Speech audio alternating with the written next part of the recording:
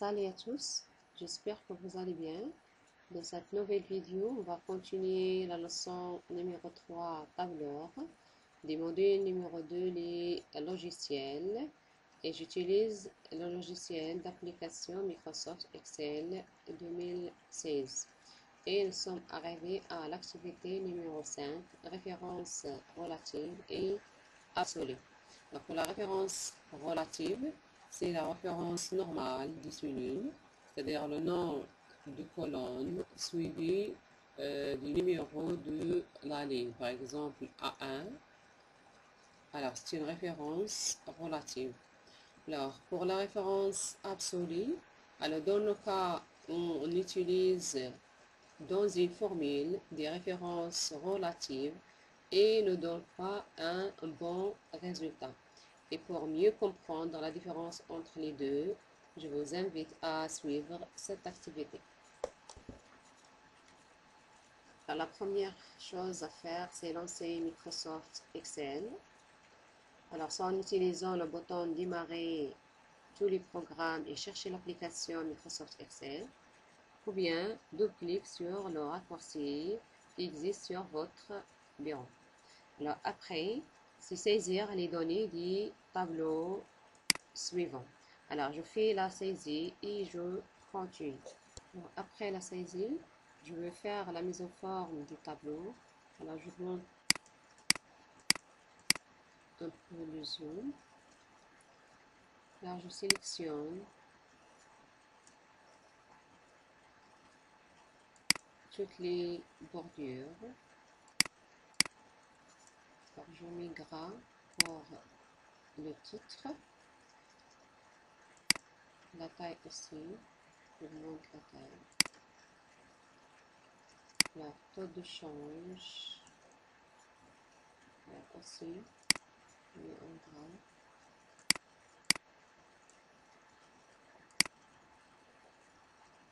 Et centré. Alors, pour le tableau de la commande, alors je centre, j'ai seulement la première colonne alignée à gauche.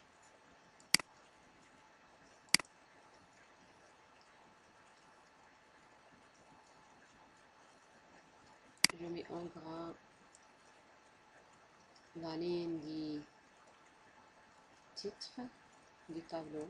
Alors la question suivante, c'est ajuster la largeur de la colonne description. Alors je sélectionne la colonne où il est écrit description. Alors après onglet accueil, format et chercher ajuster la largeur des colonnes. Question suivante, écrire le texte préunitaire sur deux lignes dans la même cellule. Alors pour écrire pré dans une ligne et unitaire dans la deuxième ligne dans la même cellule, alors on va utiliser la combinaison des touches Alt et Entrée.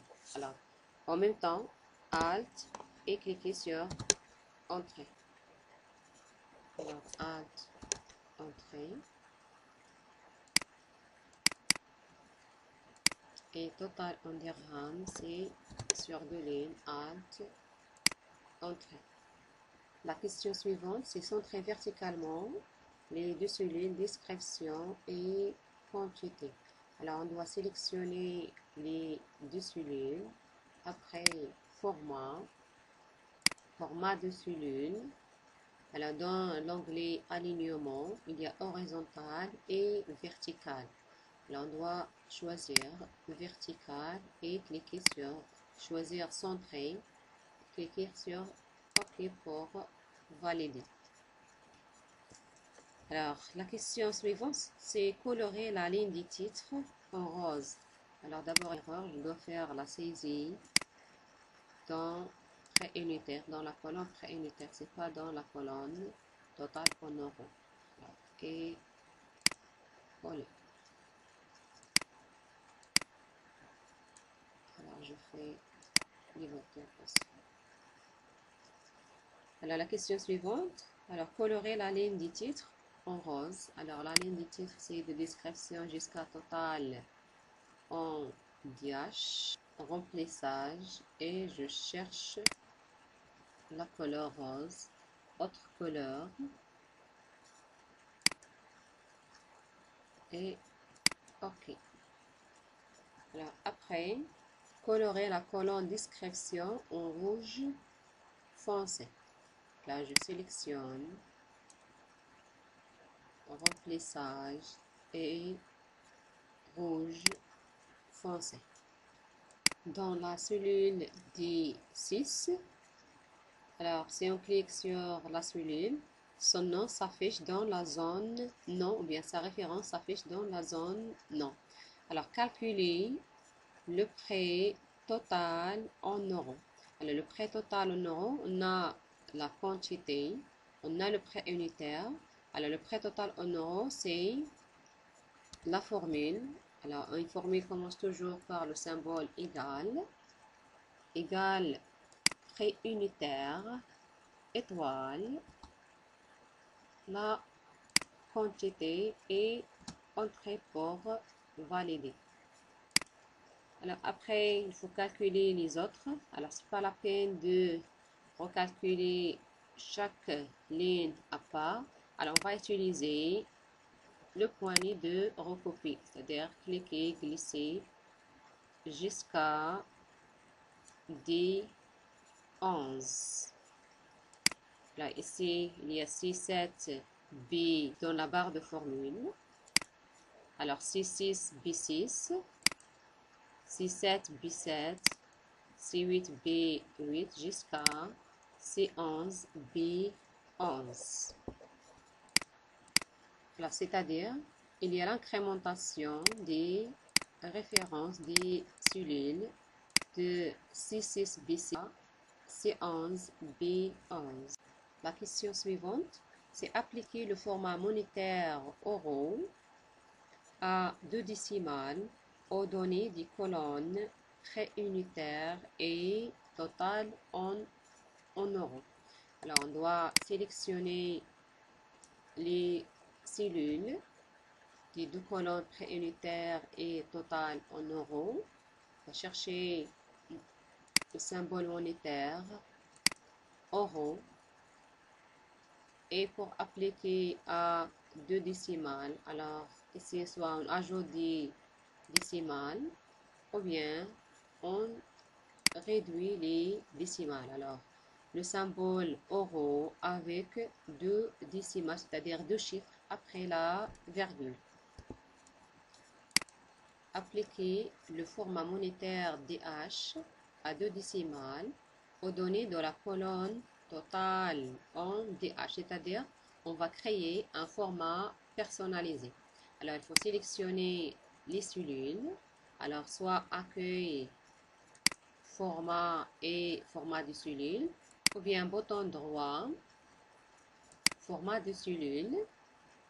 Alors, dans l'onglet nombre, cliquez sur personnaliser et dans standard, alors on tape guillemets, espace, DH et guillemets et OK pour valider. Alors, cette méthode, on l'utilise pour créer le format DH ou bien une autre unité de mesure, par exemple. Alors, après, recopier la formule de la cellule D6 dans la plage D7 jusqu'à D11. Alors, déjà fait. On a déjà recopié de C6 B6 jusqu'à C11 B11. La question d'après, dans la cellule E6, alors E6, alors saisir la formule égale D6 fois F3. Alors D6 étoile F3. Alors, c'est-à-dire Alors, D6, c'est total en euros fois F3, c'est taux de change. 1 euro vaut 11 dirhams. Cette formule, elle permet de convertir en DH le prix total du premier article et entrer pour valider. Alors, le symbole DH est ajouté après le nombre. Alors, après, recopier le contenu de la cellule D6 dans la plage E7 jusqu'à E11. On va recopier en utilisant le poignet de recopie de E6 jusqu'à E11. Alors, il y a des zéros, marquez-vous. Alors, après la recopie de la formule égale D6 étoile F3, alors on n'a pas trouvé des bons résultats, on a trouvé des zéros et parfois on trouve dièse value.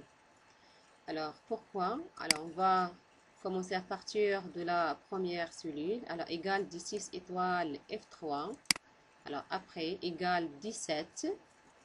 Alors, 17, c'est total en euros, fois étoile F4. Alors, F4, on a le vide. C'est-à-dire, on n'a pas multiplié par F3. Alors, la valeur est, ou bien la référence est incrémentée à F4. Alors, la même chose, F5, c'est 0. Jusqu'à F8, c'est aussi 0. C'est-à-dire, on a multiplié par des zéros. Alors, c'est pour cela qu'on a le résultat 0. Alors, pour corriger le problème, alors corriger la cellule E6 et la recopier dans la plage E7 jusqu'à E11. Alors, pour faire, on doit fixer la cellule qui contient 11, c'est-à-dire F3 pour ne pas s'incrémenter sa référence. Alors, pour le faire, on clique sur la touche F3 et, on clique près de la touche F3 ou bien en F3 et on clique sur F4 pour fixer la ligne et la colonne. On a ajouté des dollars avant la colonne et dollars avant la ligne pour fixer la cellule et entrer. Alors maintenant on va recopier les valeurs. Alors dans ce cas, il donne des bons résultats. Alors 17 F3, alors on n'a pas trouvé F4, la même chose F3 jusqu'à D11 F3. Alors dans ce cas, on a fixé la colonne et la ligne. Alors on peut fixer la colonne seulement, c'est-à-dire on peut écrire dollar avant la colonne F par exemple. Et on peut fixer aussi seulement la ligne et on écrit dollar avant le numéro de la ligne. Mais dans notre cas, on doit fixer les deux, la ligne et la colonne. Pour simplifier seulement la tâche, de ne pas chercher le symbole dollar, en appuyant seulement sur la touche F4. Alors, mais c'est correct aussi si on fixe seulement la ligne 3. Alors, parce que la colonne F se répète dans toutes les cellules. Alors, en général, pour la référence relative, on utilise les noms des cellules normales, alors que les références absolues, on peut fixer soit la colonne, la ligne ou bien les deux.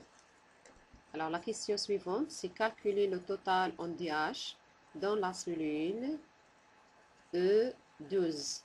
Alors dans ce cas, on va utiliser la formule égale somme, double-clic et cliquez sur la première soulier E6 et glissez jusqu'à E11 et entrez. Alors ça c'est le total en DH des articles informatifs. Alors la dernière question, c'est enregistrer le classeur dans le dossier Mes classeurs sous le nom commande article. Dans onglet fichier, enregistrer sous Mes classeurs et dans le dossier Mes classeurs, il faut saisir le nom commande soulignement article. Soulignement article et cliquez sur enregistrer pour enregistrer le classeur et c'est la fin de l'activité.